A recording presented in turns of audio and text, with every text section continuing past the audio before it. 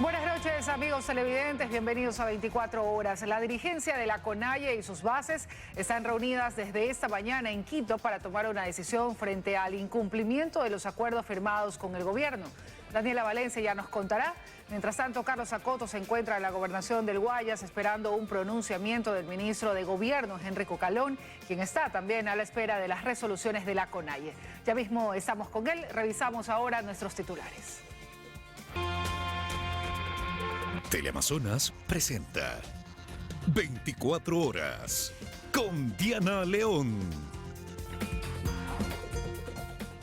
Aquí empezamos, amigos. Desde las 10 de la mañana la CONAIE se reúne en la Casa de la Cultura Ecuatoriana para definir acciones en conjunto respecto a la situación política del país y el avance del proceso de diálogo. Para conocer si a esta hora ya hay alguna resolución, tomamos contacto con Daniela Valencia. Daniela, te escuchamos. Buenas noches, Diana, amigos televidentes. Efectivamente, este consejo ampliado convocado por la Confederación de Nacionalidades Indígenas del Ecuador ya lleva 10 horas de desarrollo. Sin embargo, a esta hora de la noche aún no hay resoluciones frente a lo que ellos dicen es un escaso cumplimiento de los acuerdos alcanzados en las mesas temáticas de diálogo. Estas resoluciones, se habían dicho, se darían a conocer a las 5 de la tarde. Posteriormente dijeron que a partir de las 8 de la noche. Sin embargo, hace unos minutos dijeron que esto podría incluso tardar una hora más. Recordemos lo que ha sido esta jornada. A lo largo de este día, el presidente de la CONAIE, Leonidas Issa, reclamó al gobierno por haber ingresado al territorio de Gualel, en Loja. Él dijo que esto era por un proyecto minero y dijo que sumado esto, más el escaso cumplimiento de los acuerdos alcanzados en las mesas temáticas de diálogo, podrían generar ciertas consecuencias. Escuchemos lo que dijo el presidente de la CONAIE. Eso no va a quedar burlado.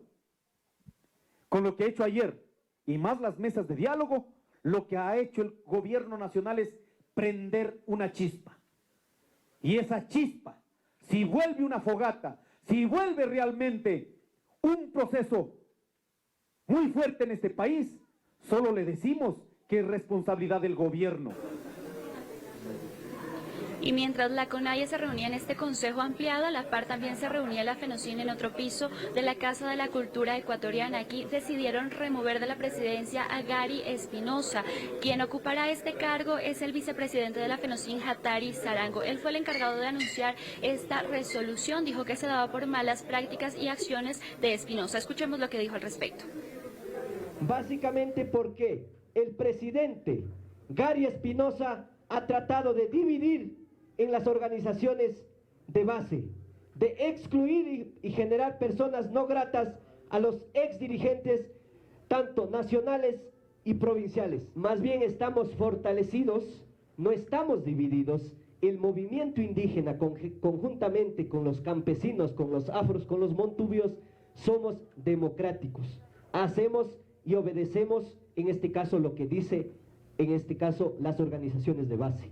Entre estas malas acciones también se nombró que Espinosa habría convocado movilizaciones cuando estaban próximos a firmar el primer acuerdo de la Mesa de Banca Pública y Privada. Esto es la condonación de deudas de hasta $10.000. Además que las personas que participaron en las movilizaciones se mostraron su descontento, pues finalmente no participaron en las mesas temáticas de diálogo. Reiteramos, siendo las 8:05 de la noche, aún no hay resoluciones por parte de la CONAIE. De ser necesario, volveremos a enlazarnos. Regresamos contigo, Diana. Una excelente noche. Buenas noches, Daniela, gracias por la información. Y sí, el gobierno se encuentra a la espera de conocer las decisiones que adopte la CONAIE para emitir ya un pronunciamiento. Vamos de inmediato con Carlos Acoto para que nos cuente más. Carlos. ¿Qué tal, Diana? Amigos, muy buenas noches. En efecto, el gobierno ha preferido mostrarse cauto y por lo pronto no ha emitido ningún tipo de pronunciamiento en torno al consejo ampliado que efectúa desde tempranas horas de la mañana el movimiento indígena. Pasadas las 5 de la tarde, el ministro de Gobierno, Henry Cucalón, se dirigió a la gobernación del Guayas. Desde esa hora permanece aquí a la expectativa de cuál será la resolución del movimiento indígena para inmediatamente reaccionar no lo hará a través de una rueda de prensa, no se dirigirá a los medios de comunicación. Tenemos entendido que grabará un video con el pronunciamiento oficial a nombre del gobierno nacional. Es importante saber cuál va a ser su pronunciamiento, dado que ayer pasadas las 6 de la tarde el ministro Cucalón mantuvo una reunión con el movimiento indígena antes de este consejo ampliado. Antes de venir acá a la gobernación del Guayas, el ministro de Gobierno fue parte de las reuniones que hoy tuvo el presidente de la República, Guillermo Lasso, en su domicilio en San Borondón. Se reunió con los ministros que conforman su frente de seguridad, es decir, el ministro del Interior, de Defensa, también, por ejemplo, el comandante general de la Policía y el jefe de Comando Conjunto de las Fuerzas Armadas. Esta reunión se desarrolló desde tempranas horas de la mañana. Ahí estuvo también el ministro de Gobierno. Repetimos, acá se encuentra el ministro de Gobierno, Henry Cucalón, a la expectativa de conocer cuáles serán las resoluciones que adopte el movimiento indígena, que no ha descartado por lo pronto una movilización dada la inconformidad que existe por lo que ellos dicen es el incumplimiento de los acuerdos. Una lectura diferente se tiene desde el gobierno nacional. Un poco revisando la agenda del presidente de la República, Guillermo Lasso, mañana estará aquí junto con el ministro de Gobierno también manteniendo una reunión con los gobernadores del país. El día domingo se trasladará a Quito para formar parte de una ceremonia por el aniversario de la batalla de Tarqui y desde el lunes se espera que el primer mandatario despache desde Carondelet. Repetimos, el gobierno se muestra cauto y está a la expectativa de conocer cuáles son las resoluciones del movimiento indígena para reaccionar inmediatamente a través de un video y en voz del ministro de Gobierno, Henry Cucalón, que permanece aquí en la gobernación del Guayas a esta hora. Estaremos pendientes para informarles todos los detalles, compañeros. Seguimos con mucho más desde Estudios. Diana, muy buenas noches. Buenas noches, Carlos. Estaremos atentos. Y Ecuador recibe apoyo para enfrentar las redes de crimen organizado transnacional también por parte de Estados Unidos.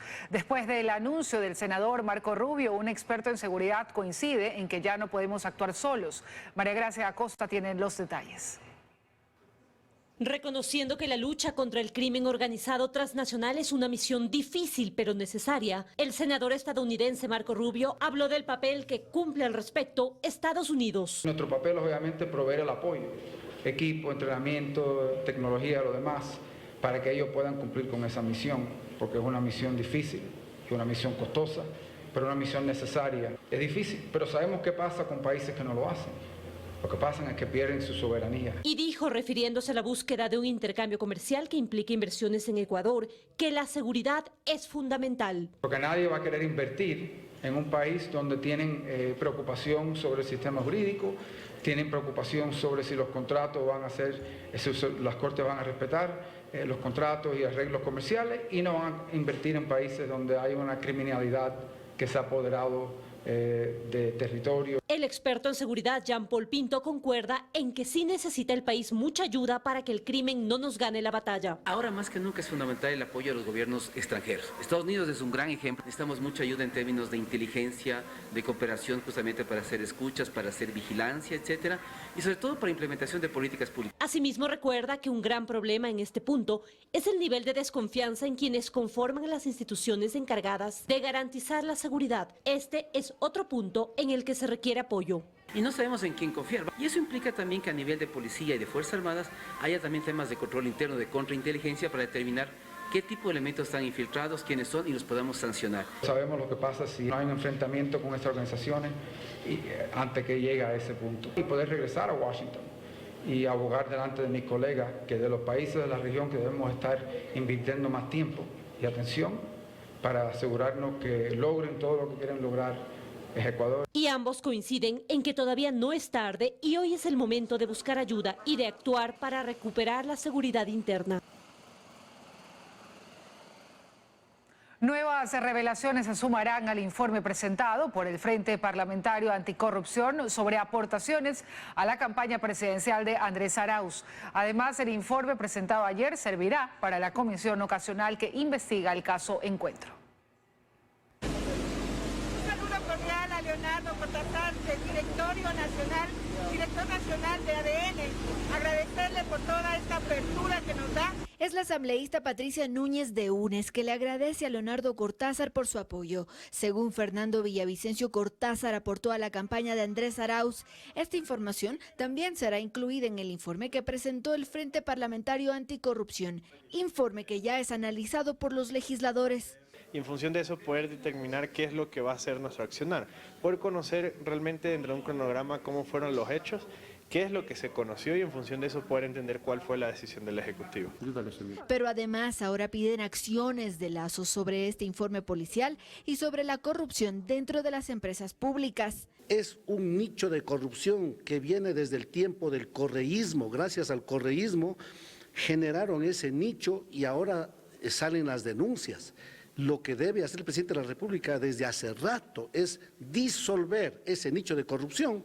El informe que realizó el grupo de asambleístas servirá además para la comisión que se creó para investigar el caso Encuentro. Va a ayudar y va a ayudar mucho realmente lo que hasta ayer se había ya venido analizando tanto en las comparecencias cuanto en los documentos que se nos han entregado. La comisión ocasional aún no define sobre qué razón se ejercerá un control político en contra del primer mandatario, pero adelantan que podría ser por omisión en ambos casos. En la gestión pública, la máxima autoridad, cuando se dan estos brotes de incorrecciones, hay que curarse en sano y tomar distancia de aquello. El no hacerlo implicaría que tendría una corresponsabilidad. En esta comisión ya no esperan más comparecencias, sino más bien definir el informe final.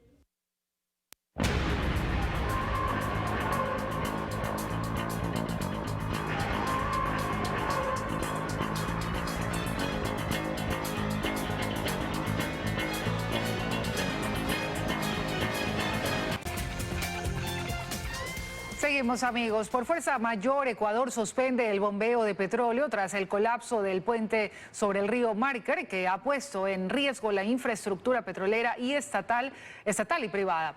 Por ahora se trabaja en la estabilización de las tuberías y no se descarta que se suspendan las exportaciones en los próximos días mientras dura la emergencia. El colapso del puente sobre el río Márquer bajo la línea por la que atraviesan el oleoducto transecuatoriano, el poliducto y el oleoducto de crudos pesados en la provincia del Napo ha puesto en riesgo la infraestructura petrolera pública y privada y el impacto es ya preocupante. El equipo técnico de Petroecuador ha suspendido el bombeo, pero hay reservas de crudo y combustibles, dice la gerente encargada María Elisa Soledispa. La suspensión de las exportaciones podría llegar. Estamos justamente cumpliendo todavía ciertos compromisos que tenemos, sin embargo ya en los próximos días sí vamos a tener que parar completamente, ¿no? En la gerencia de Petroecuador aún no se tiene una estimación del impacto económico que supondrá esta suspensión y eventual paralización de las exportaciones, pero los distribuidores de combustibles ya hacen números. El país tendría que incrementar sus importaciones de combustible más o menos en 70,000 barriles diarios, a un precio promedio de $125 por barril.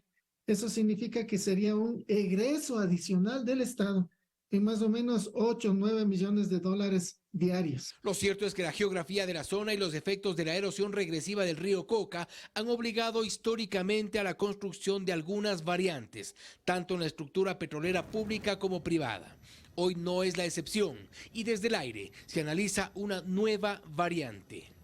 Que estamos todavía determinando la ruta. Preliminarmente serían unos 500 metros de la zona donde tenemos el problema de la caída del puente. El plan es, luego de los 7 días, no parar, o de pronto parar unas horas para hacer el cambio del flujo, que sería ya cuando esté lista la variante nueva.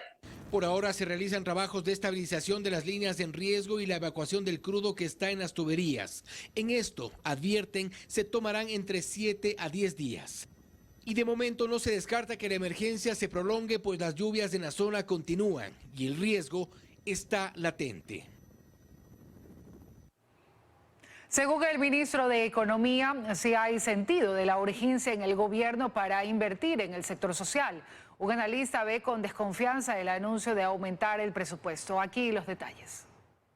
El ministro de Economía insiste en decir algo que no es debatible. La macroeconomía es óptima en nuestro país. El problema es que esto aún no se traduce en bienestar para los ciudadanos. Este jueves se anunció que el presupuesto en obra pública pasará de 400 millones de dólares a 1.000 millones. En seguridad se invertirá 13.400 millones y en el sector social también se especifica lo asignado.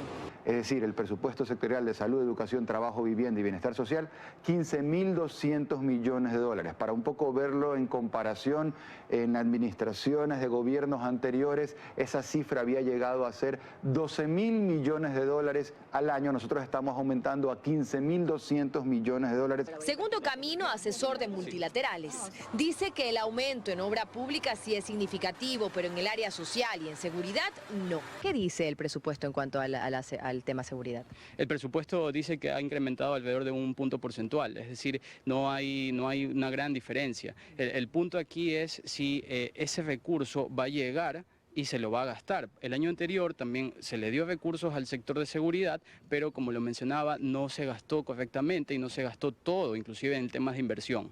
Para él, que revisa constantemente las cuentas del Estado como experto en economía pública, en lo que falla el gobierno es en la gestión. Viene el hecho de no conocer claramente cómo funciona el sector público. La respuesta del ministro de Economía ante la obvia pregunta de por qué al gobierno le ha tomado casi la mitad de su periodo para centrarse en esto es esta. En la vida real se va transitando y se va cerrando una grieta de problemas estructurales que tiene el Ecuador de toda la vida. Orden fiscal, un espacio fiscal con un sentido de traducir ese orden fiscal en mayor inversión social. El ministro también asegura que el riesgo país se ha disparado no por responsabilidad del gobierno. Pero esa certidumbre económica contrasta con la incertidumbre política. Se enfoca más en lo político, pero yo también agregaría que se enfoca en lo social. ¿Por qué en lo social? Porque de una u otra forma el empleo no ha crecido en la forma que se esperaría. Tampoco se ha recuperado el tema de la seguridad en la ciudadanía. Ya serán los ciudadanos al ver mejoras en las carreteras, abastecimiento de medicinas en hospitales y cambios en la seguridad a cargo de una policía con carros y UPC en mal estado,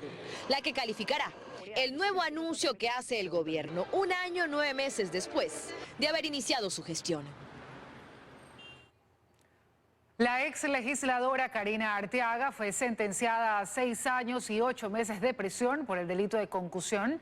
El tribunal señaló que Arteaga exigió de forma directa y por terceros aportaciones indebidas a colaboradores en la Asamblea. La Corte Nacional de Justicia también encontró culpable del mismo delito en calidad de cómplice a la abogada Jenny Muñoz, asistente y jefa de despacho del entonces asambleísta. Ella recibió 3 años y 4 meses de cárcel.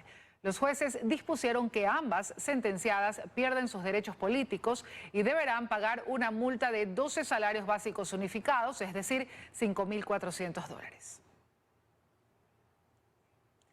Y el Consejo Nacional Electoral, a través de las delegaciones provinciales, está entregando los certificados de votación temporales con vigencia de 90 días. María Gracia Acosta nos cuenta que primero deben cancelarse las multas. Los ciudadanos están ya acudiendo a la delegación electoral de Pichincha para recibir su certificado temporal, que como ellos explican, tiene una validez de 90 días. Sí, me dieron certificado, me dieron hasta el 6 de mayo de 2023.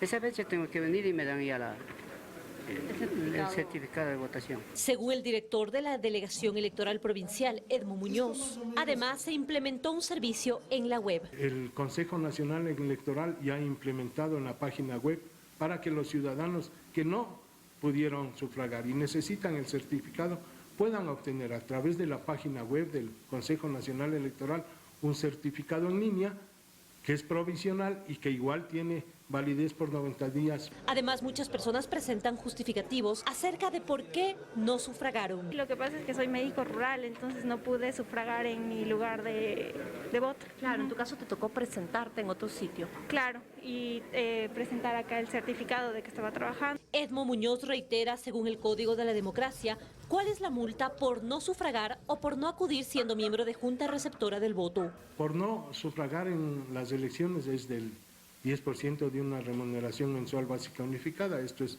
$40. Por no acudir a las juntas receptoras del voto, el 15% de una remuneración mensual básica unificada, esto es 67,50, y si no se capacitaron, igual el 10%, 45 dólares. Los certificados definitivos serán entregados a partir de mayo, mientras en todo el país se levantan las bases de datos. En Saraguro, Loja, se registraron fuertes enfrentamientos entre la población indígena y la Policía Nacional por el ingreso de la minera Guayacán Gold hasta el sector de Fierro Urco. Afortunadamente no se registraron personas heridas, pero sí se registró la incineración de 2 vehículos particulares. Fuertes enfrentamientos se registraron en el sector de Fierro Urco del cantón Saraguro de la provincia de Loja. Habitantes indígenas afirman que este sector está militarizado y que incluso la policía habría incinerado 2 vehículos de propiedad privada.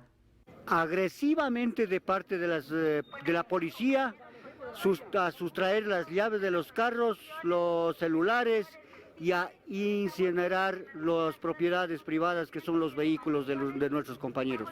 Los hechos corresponden al ingreso de la minera Guayacán Gold al sector de Gualel, en donde se registraron los enfrentamientos. El gobernador, por su parte, afirma que no existen denuncias en la fiscalía, no existen detenidos ni tampoco personas heridas y que están abiertos al diálogo. Vamos a abrir una mesa técnica para tratar esos temas. La dirigencia indígena, por su parte, afirma que continuarán en este sector. No vamos a ceder jamás, jamás. Así es que pedimos la solidaridad de toda la gente de ciudad, del sector rural, a que se sumen. Anunciaron además que denunciarán ante la Fiscalía por el abuso de poder y solicitan el retiro de las Fuerzas Armadas. Este viernes se realizó el sepelio de los 2 policías asesinados en Guayaquil. Los cuerpos llegaron en medio de un cortejo fúnebre. Luis Alfredo Zúñiga con el informe. El sepelio se dio cerca de la 1 de la tarde de este viernes en un camposanto de la avenida Ingeniero Felipe Peso, en el norte de Guayaquil. Los cuerpos de Augusto Ladislao Zambrano Carrera y Luis Ladislao Zambrano Carrera, ambos policías y además hermanos, llegaron a este camposanto en medio de un cortejo fúnebre que partió desde las instalaciones del GOE en Guayaquil, ya que allí se había instalado una capilla ardiente para despedir a los uniformados. El cortejo fúnebre llegó al camposanto pasadas las 12:30 de este viernes. Una caravana que comprendía vehículos particulares, oficiales y patrulleros con la sirena encendida. Los familiares de los uniformados formaban parte del cortejo, acompañando entre lágrimas a ambos féretros. Ya en el sepelio, el comandante de policía en la zona 8, Edwin Noguera, lamentó lo ocurrido. Mucha fortaleza en estos momentos. Ellos van a ser nuestra guía.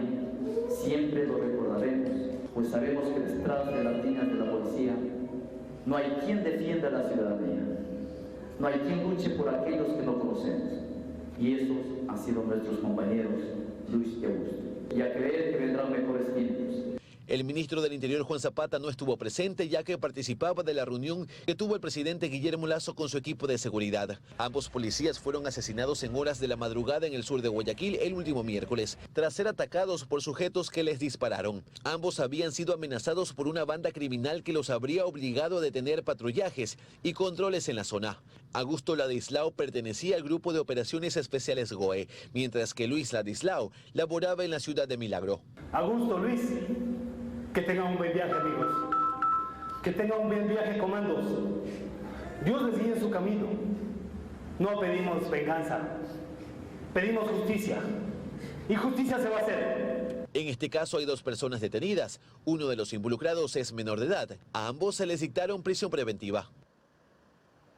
El guardia de seguridad que era procesado por disparar a un delincuente en un local comercial en Quito recuperó su libertad tras verificar que actuó bajo legítima defensa. En la avenida La Coruña existe preocupación por el incremento de asaltos de este tipo. La noche de ayer se conoció a través de redes sociales que el guardia que disparó en contra de un delincuente que asaltó un local comercial ubicado en el sector de La Coruña del norte de Quito recuperó su libertad tras verificar en primera instancia que hubo un procedimiento de legítima defensa. Quizá no se llegaron a formular cargos en contra del guardia, es decir, que no existe un proceso en su contra. Lo que correspondió en base a lo que expuso la fiscal es que el caso quedara en investigación previa porque los elementos apuntaban a que se trataba de una legítima defensa. El guardia fue detenido después de enfrentarse a 6 delincuentes de nacionalidad venezolana que ingresaron el día miércoles al interior de este local comercial para robar a los usuarios y a los propietarios. Ahora, el tema es por qué cae detenido el guardia de seguridad. Los policías que le detienen intervienen una vez que se enteran que pues una de las personas que había participado de este asalto había fallecido producto de un impacto de bala. Ellos reciben una llamada de una de las casas de salud en Quito. Básicamente toman procedimientos por un homicidio culposo, ¿sí? No tanto por el robo, sino por el homicidio de esta persona. La defensa del guardia de seguridad presentó también todos los elementos recopilados como testimonios, fotografías y videos para determinar que actuó bajo legítima defensa. Comprobarse como que el guardia de seguridad tuvo que enfrentar una amenaza inminente, había una necesidad justificada, es decir, él estaba a cargo de alguna manera porque es guardia de seguridad del edificio y del restaurante, de las casi 30 personas que estaban cenando pues ese día ahí. El hecho conmocionó y generó alarma a varios ciudadanos de redes sociales e incluso a los habitantes de este sector, quienes manifestaron que no existe un control a las motocicletas, que generalmente asaltan con 2 ocupantes durante el día y la noche. Esto nos deja muy nerviosos porque realmente la delincuencia aquí ha ido en aumento, es todos los días, a toda hora.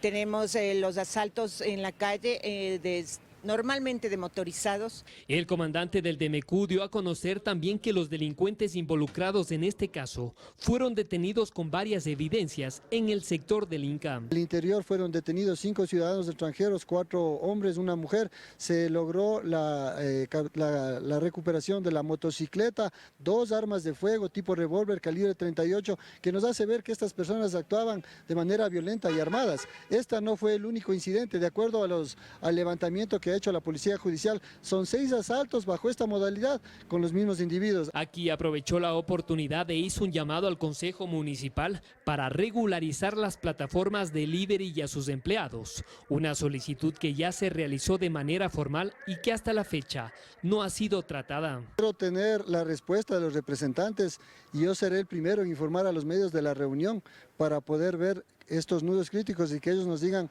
cuáles son los requisitos que cumplen y quiénes son, o nos den un listado de estas personas para poderles... Indicó que hacen falta reforzar los controles para que se cumpla la normativa de que 2 ciudadanos no circulen en una motocicleta, tema que es responsabilidad netamente de la Agencia Metropolitana de Tránsito.